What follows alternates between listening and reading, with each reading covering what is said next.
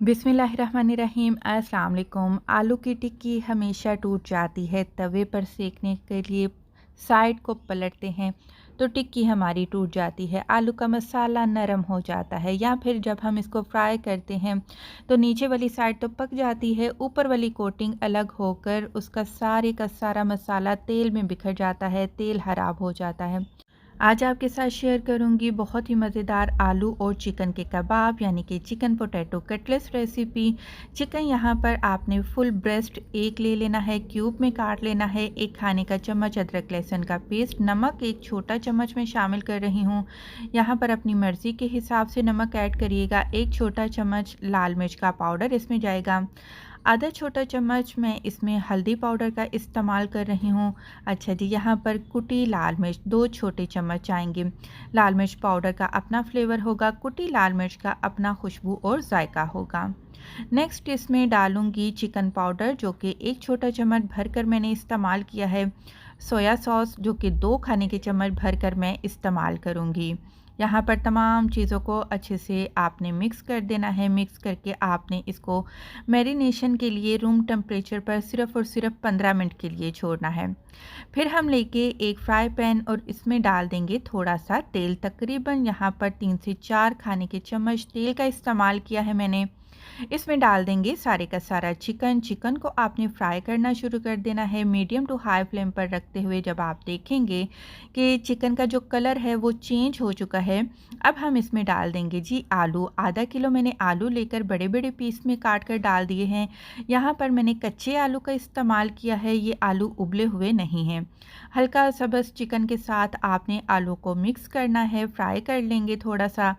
इसके बाद आपने इनको गला लेना है। गलाने के लिए 1 गिलास भरकर आपने इनमें पानी शामिल कर देना है और इसको ढक कर दरमियानी आंच पर आपने इसको पका लेना है, यहाँ तक कि आलू भी गल जाए और चिकन भी गल जाए। ढक देते हैं, फ्लेम को मीडियम टू लो पर कर देते हैं। जब आप देखें कि आलू और चिकन गल चुके हैं अच्छे से, फिर भी अगर पानी अगर मौजूद हो तो आपने आँच को थोड़ा सा तेज़ करके पानी को खुश्क कर लेना है और बेहतरीन किस्म के आपके आलू और चिकन गल जाने चाहिए।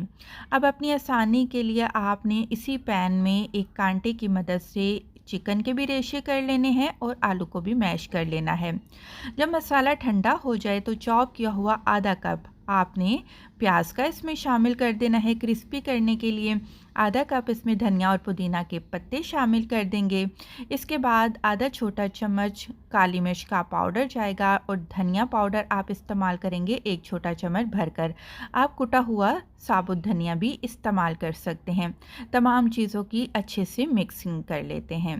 मिक्स करने के बाद आपने हाथों को अच्छे से ग्रीस करना है। अपनी मर्ज़ी के कबाब, कटलेट्स, क्रॉकटेस और जो भी आप स्नैक्स इससे बनाना चाहें बना सकते हैं।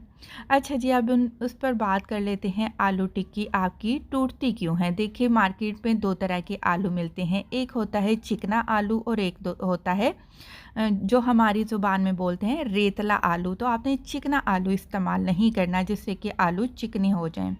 गरम गरम आलू में आपने मसाले नहीं डालने, जिससे मसाला चिकना हो जाएगा, यानी कि आपने चिकनाहट से इसको दूर रखना है। दूसरी बात यह है कि आपने इसको हावन दस्ते में इसको नहीं मैश करना, आपने इसको कांटे या पोटैटो मैशर से मैश करना है।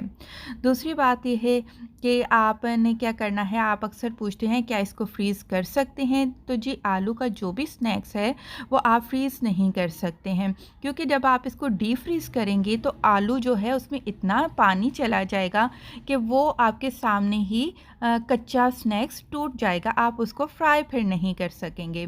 दूसरी बात, अहम बात, आप जब इसको फ्राई करते हैं, देखें तेल पहले अच्छे से गरम करें। गरम तेल हो जाने के बाद आपने फ्लेम को मीडियम टू लो पर करना है। उसके बाद आपने दरमियानी आंच पर रखते हुए आपने इस स्नैक्स को फ्राई करना है कि जाते ही तेल में जो है स्नैक्स पक जाए।